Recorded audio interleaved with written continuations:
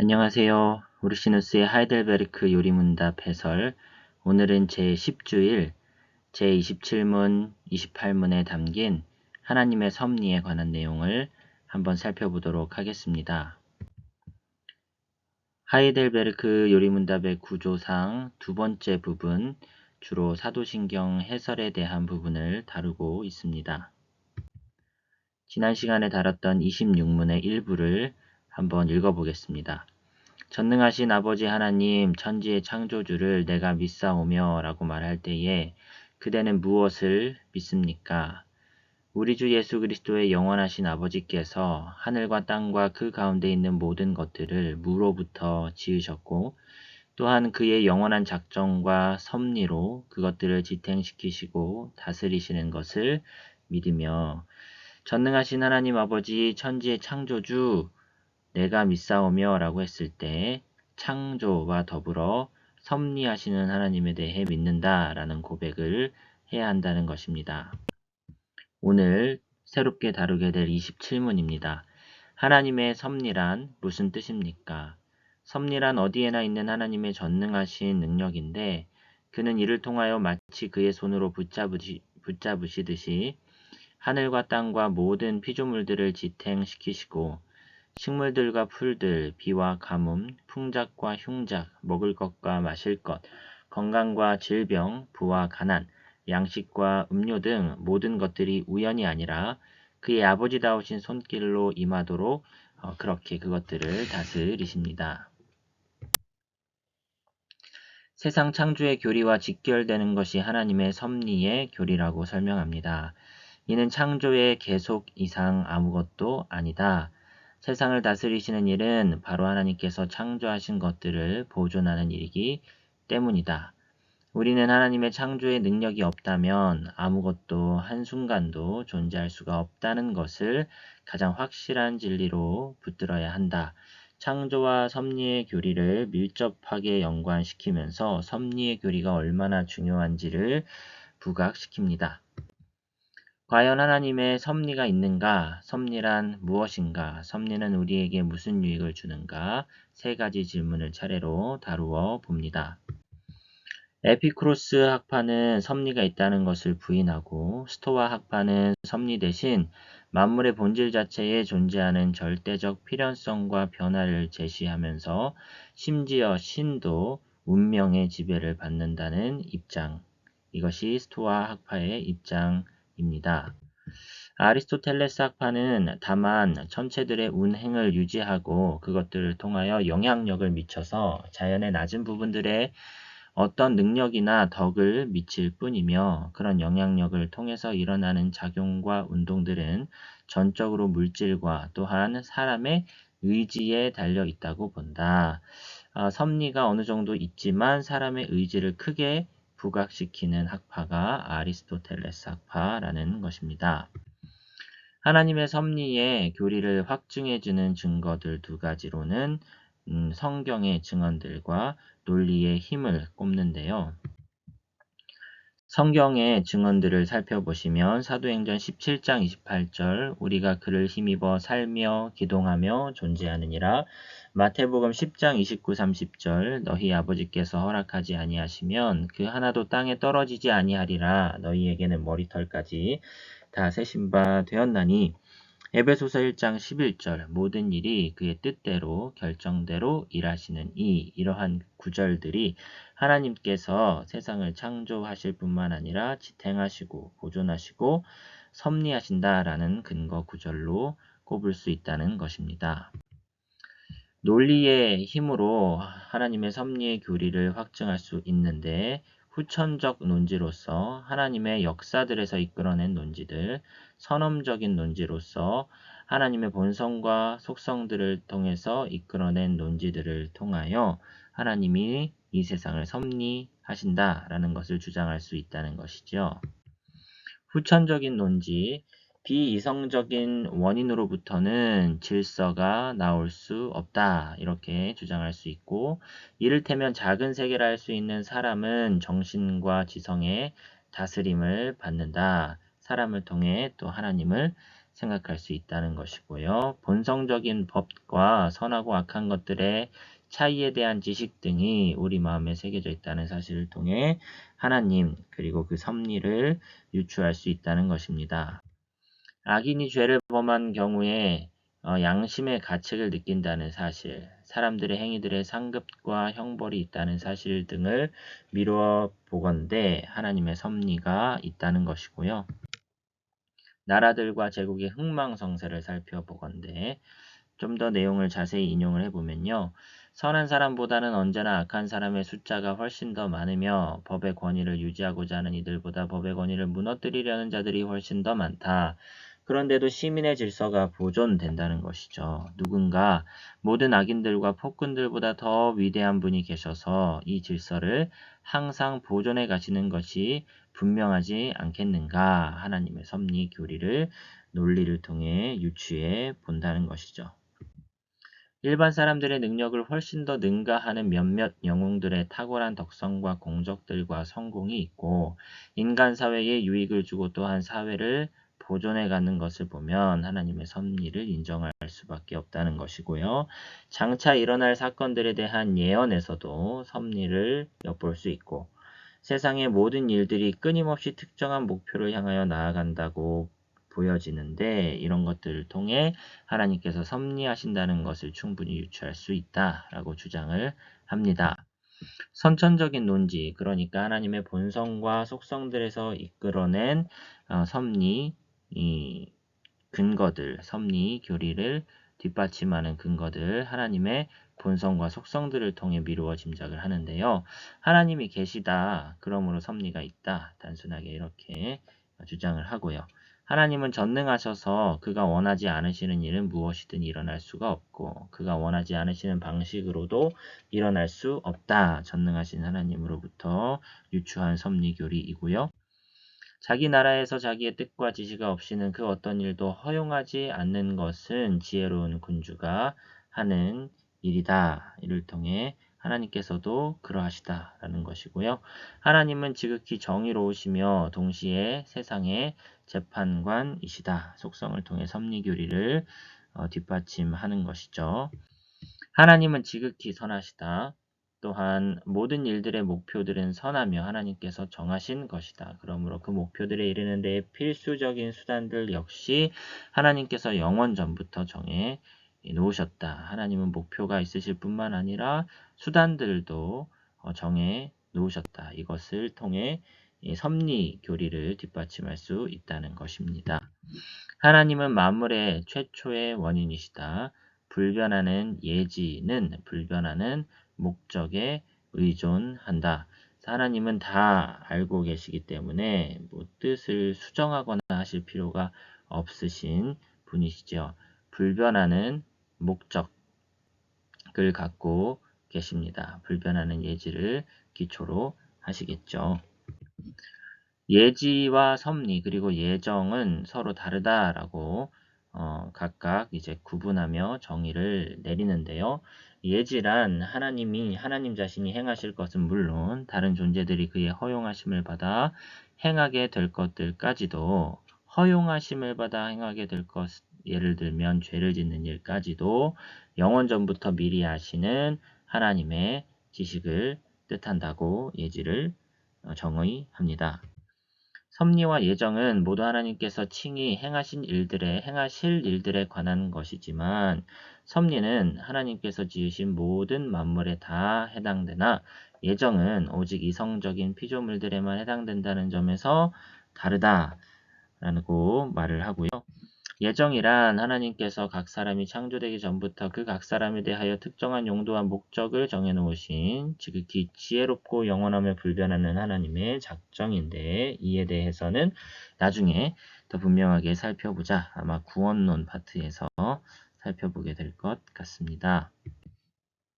지금은 하나님의 속성과 관련하여 이 섭리 교리를 들여다보고 있는 것이죠.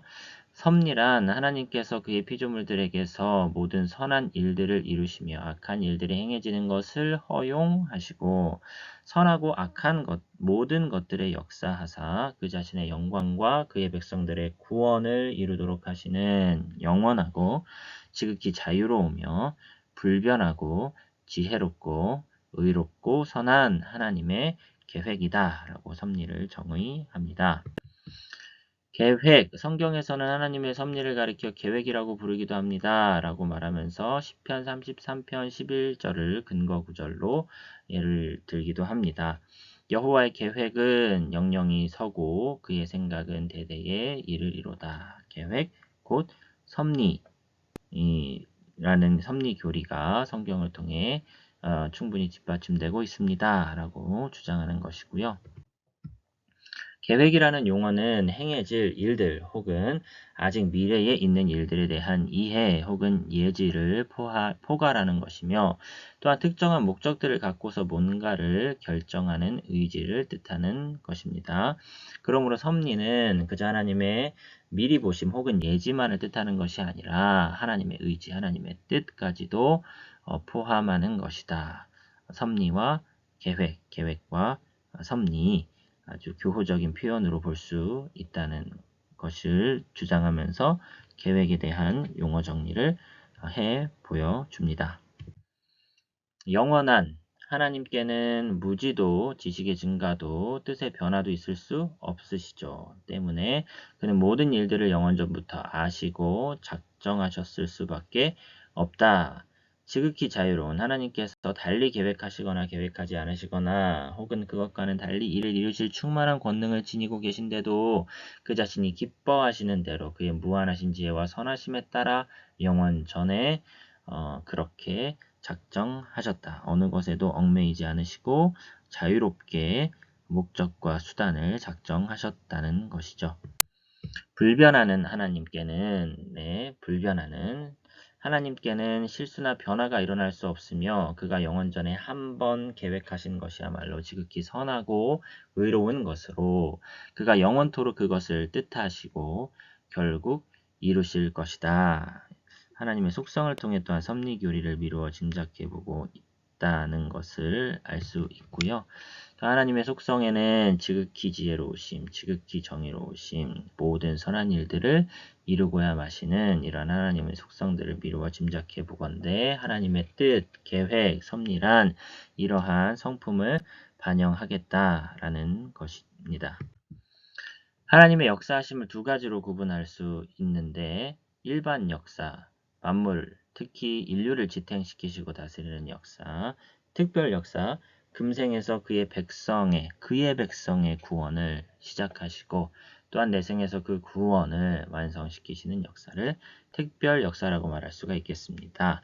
또한 방식으로는 두 가지로 구분을 하자면 직접적 방식, 자연 속에 세우신 질서와는 다른 방식으로 행하시고 간접적 방식, 자연에 세워진 질서를 따라 피조물들이나 2차원적인 원인들을 통하여 어떤 일들을 행하시는 경우를 이 간접적 방식이라고 말할 수 있습니다.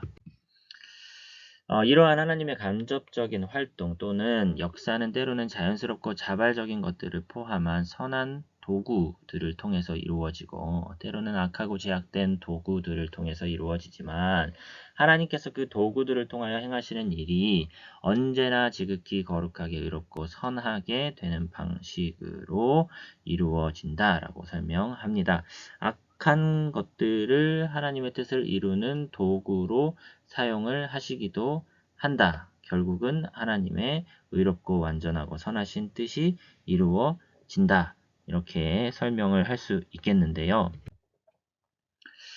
악한 일들이란 두 가지다라고 구별을 하면서 그 하나는 죄책의 악인데 이것은 모두가 죄이며 또 하나는 형벌의 악인데 여기에는 하나님께서 죄 때문에 그의 이성적인 피조물들에게 부과하시는 모든 환난과 파멸 혹은 괴로움 등이 포함된다. 허용하시는 악의 종류는 두 가지, 죄책의 악, 무조건 악하고요. 형벌의 악, 하나님께서 이성적인 피조물에 죄에 부과하시는 악인데 여기 이 형벌의 악은 무조건 나쁜 것이 아니라 하나님의 정의로우심을 표현하는 수단으로서 선한 것이다라고 말할 수도 있겠다고 설명을 진행할 겁니다.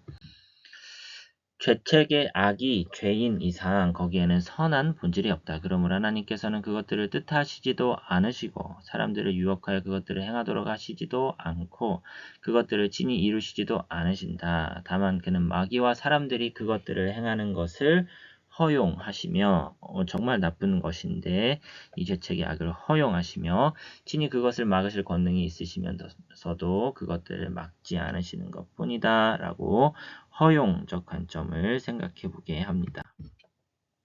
세상과 인간 사이의 통치의 상당한 부분을 하나님으로부터 빼앗는 잘못을 저지르지 않으려면 이 허용이라는 의미를 올바로 이해해야 할 것이라며 도전합니다.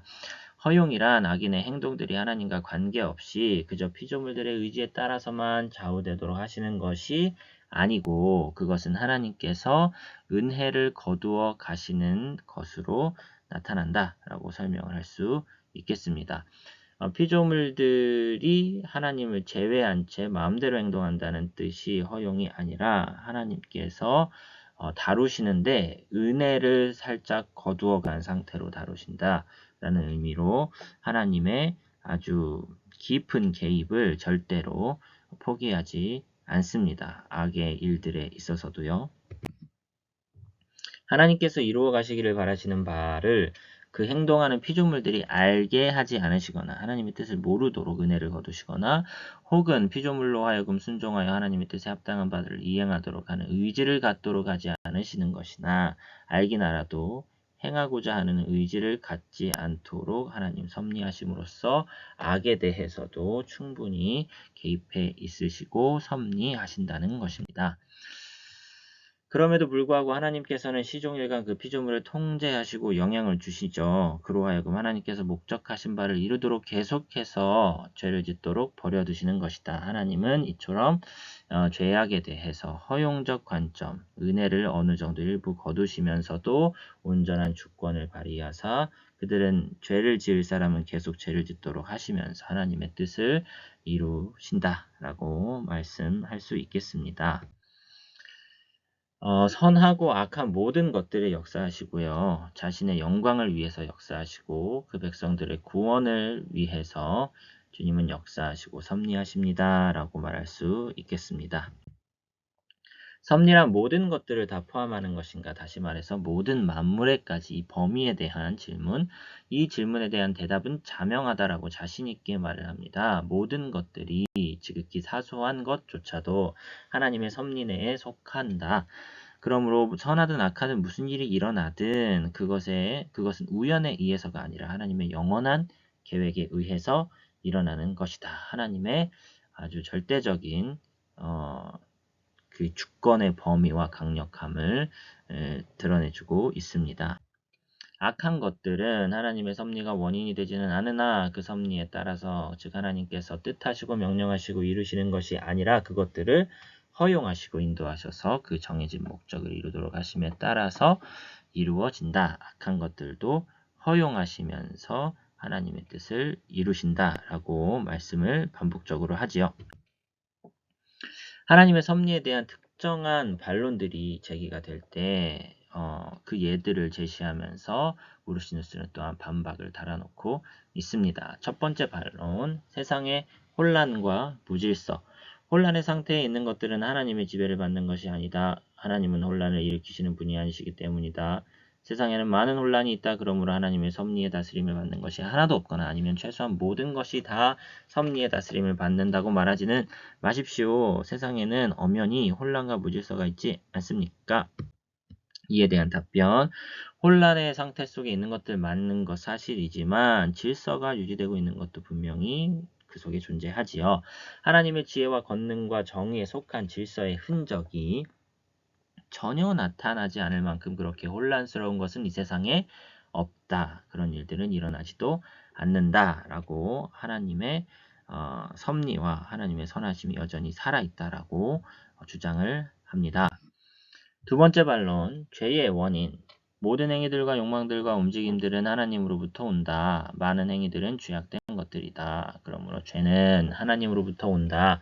따라서 결국 보편적인 섭리 교리는 하나님을 죄의 주인으로 만들어 버릴 것입니다. 라는 반론에 대하여 선한 원인들은 그 자체가 선의 원인들이지만 우발적으로 그들이 악하고 죄악된 결과들의 원인이 되기도 하고 혹은 특정한 죄악된 원인 때문에 결과적으로 제약된 것이 되기도 하며 반대로 제약된 원인들이 그 자체로서는 악의 원인들이나 우발적으로 그것들이 선한 결과의 원인이 되기도 한다.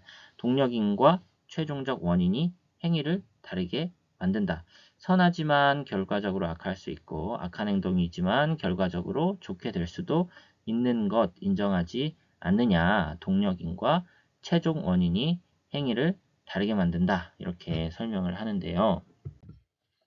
사람의 의가 결핍된 것은 하나님으로부터 말미암는 것이다. 의의 결핍은 죄다. 그러므로 죄는 하나님으로부터 말미암는 것이다. 라고 이제 보편적인 섭리교리를 아주 끝까지 밀어붙이면 죄는 어떻게 설명할래? 라는 도전에 직면했을 때 우리는 이렇게 답변해 줄 수 있겠다는 것이죠. 이러한 의의 결핍은 그것이 형벌인 한에서는 하나님으로부터 말미암는 것 맞지만 그것이 죄인 한에서는 혹은 율법을 거스리는 것인 한에서는 하나님으로부터 말미암는 것이 아니다. 하나님을 죄의 조성자로 몰아가지 말아라. 죄책의 악이 있고 형벌의 악이 있는데 하나님은 정의로우셔서 형벌의 악은 하시면서도 선하신 분이시지만 그냥 죄책의 악, 죄를 그냥 저질러 버리는 것을 가지고 하나님이 죄의 조성자다라고 몰아가면 안 된다라고 답변합니다. 세 번째 반론, 모순된 의지.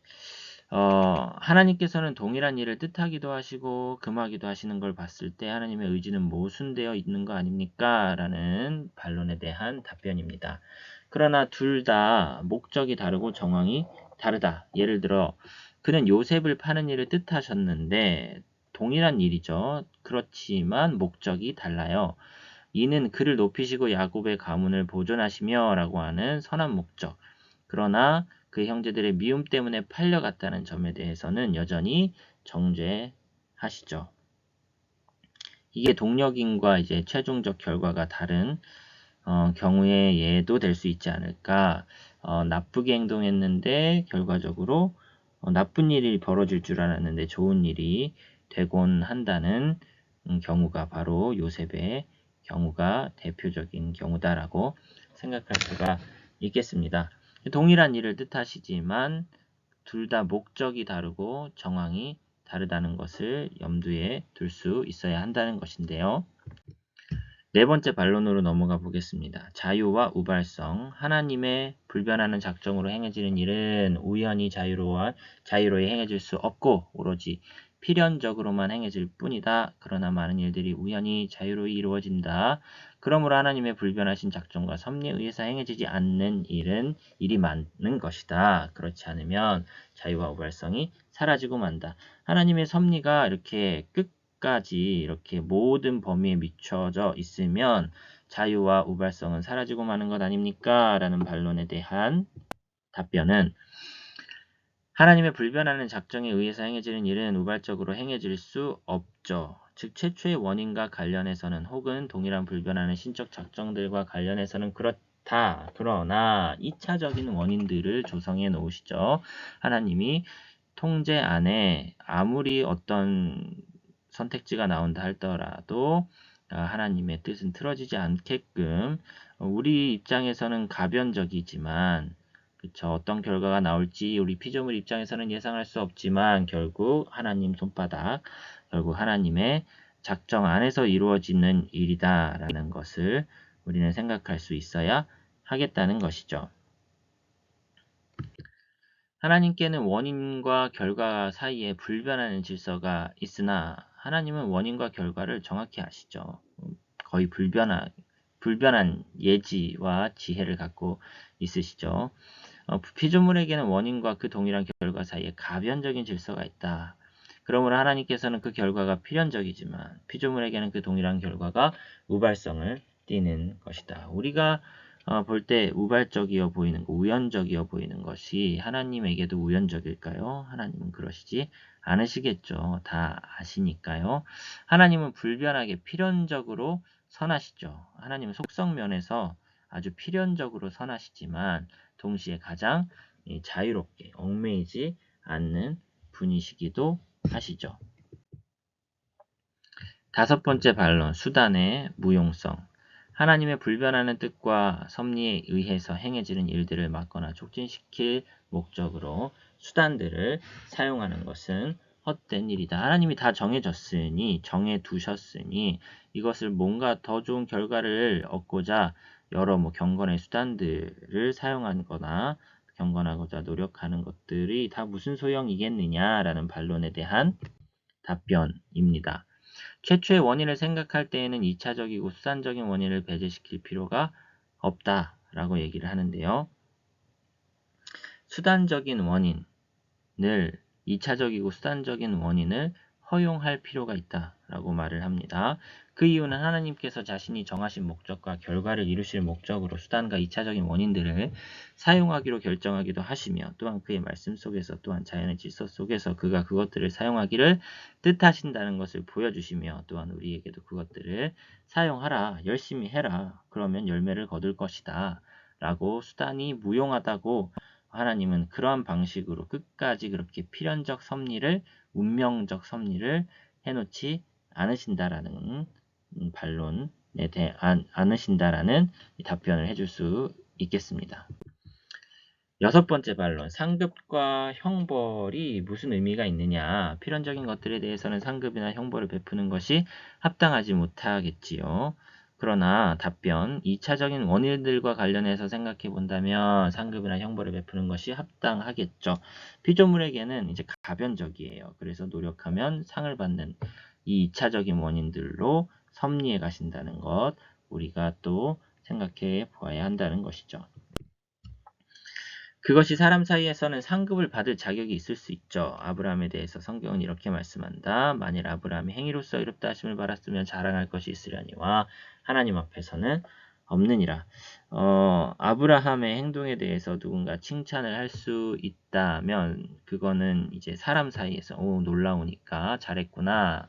이럴 가능성도 안 좋게 될 가능성도 있었는데 좋게 될 가능성을 선택하고 노력했으니 상을 받을 자격이 있다. 인간은 이렇게 평가하겠지만 사실 그 모든 선의 배후에는 또 하나님의 필연적인 하나님의 다 알고 계시는 이 작용과 역사가 있으셨기 때문에 하나님 앞에서 우리가 무슨 상급을 주장할 수 있겠냐라는 말입니다.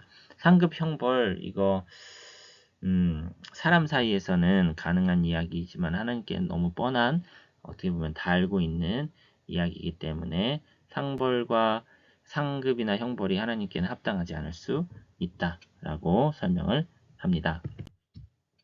술 취한 자는 그 사람이 술 취한 것 때문에 죄를 범할 경우에도 그 죄를 면할 수 있을까요? 없죠. 육체적으로 정신적으로 악행을 범할 경우 그 악행을 피할 수도 없고 혹은 벗어날 수 없었다고 할지라도 그 사람이 징계를 받지 않아도 되는 것은 아니지요. 내가 어쩔 수 없이 죄를 범했다 할지라도 그 어쩔 수 없이 지은 죄에 대한 대가를 치러야 하는 것이 맞다라고 합니다. 28문입니다. 하나님께서 만물을 창조하셨고 그것들을 그의 섭리로 여전히 지탱시키신다는 것을 아는 것이 우리에게 무슨 유익이 됩니까? 핵심 키워드 인내, 감사, 신뢰로 이렇게 꼽아보았는데요. 역경 중에서 인내하고 순경 중에 감사하며 장래일에 대해서도 우리의 신실하신 하나님을 든든히 신뢰하며 소망하며 그 어떠한 피조물들이라도 우리를 하나님의 사랑에서 끊을 수 없으리라는 것을 확신하게 되는 유익이 있습니다. 하나님이 모든 것을 다 섭리하신다고 생각해야 미래에 확실한 소망이 있음을 알 수 있다. 이것에 유익이 있다는 것이고요. 이는 모든 피조물들이 완전히 그의 손에 달려 있어서 그의 뜻이 없이는 아무것도 움직일 수 없다라는 것을 붙들면서 역경 중에는 인내하고 순경 중에는 감사하고 미래에는 소망을 품자라는 것입니다. 하나님의 섭리교리는 하나님의 영광을 위하여 또 하나는 우리의 위로와 구원을 위하여 아주 유익한 교리입니다. 첫째로 이 수단들을 통해서 역경 중에 인내하기 위함이다. 하나님의 뜻과 계획에 의하여 일어나는 일은 무엇이든 우리에게 유익함으로 우리로서는 반드시 인내로 견뎌야 한다. 그런데 모든 일이 심지어 말씀드렸죠. 악한 일이라 할지라도 하나님의 계획과 뜻에 의하여 일어나며 하나님의 뜻은 악한 일을 통해서도 반드시 이루어진다. 우리는 때문에 우리가 악한 일을 겪는다 할지라도 그 뜻을 신뢰하며 인내하며 하나님 앞에 머물러야 한다는 것이고요. 둘째로 순경 중에 받은 은택들에 대해서 하나님께 감사하기 위함이다. 물질적인 것이든 신령한 것이든 큰 것이든 작은 것이든 좋은 것을 받을 때는 누구든지 그것을 주는 자에게 반드시 감사해야 하는 법이다. 우리가 작은 일들이라도 어떤 좋은 일이 생긴다면 하나님께 감사해야 되기 때문에 이 섭리교리를 붙드는 것이 아주 중요하고 유익하다라고 말씀드릴 수 있겠고요. 마지막 셋째로 차후로 우리에게 닥치는 모든 일에 대해서 선한 소망을 가질 수가 있겠죠. 하나님이 모든 것을 다 통제하신다는 것을 믿으면 이 섭리교리를 받아들이면 미래를 소망적으로 생각할 수 있다. 이런 유익이 있다는 것입니다. 우리를 절대로 버려두셔서 망하게 하지 않으실 것이라는 것을 완전히 확신하게 된다는 것이죠. 요컨대 요약입니다. 하나님의 섭리교리의 목적은 하나님께 영광을 돌리는 데 있다. 그리하여 역경 중에는 인내하며 순경 중에는 감사하며 미래의 일에 대해서는 소망을 갖는 것이다. 제가 결론 정리해 보겠습니다. 하나님은 세상을 창조하시고 섭리하십니다. 하나님의 섭리에는 하나님의 속성이 담겨 있습니다. 예지를 기초로 모든 일을 변함없이 그러나 자유롭게 섭리하십니다. 2차적 원인을 통하여 피조물의 가변성을 허용하시는 가운데 악을 통해서도 하나님의 선한 뜻을 온전히 이루십니다. 하나님의 섭리교리는 중요합니다. 우리는 인내, 감사, 그리고 소망 가운데 살 수 있고 그렇게 살아가시기를 바랍니다. 오늘은 여기까지 하겠습니다. 네, 수고하셨습니다.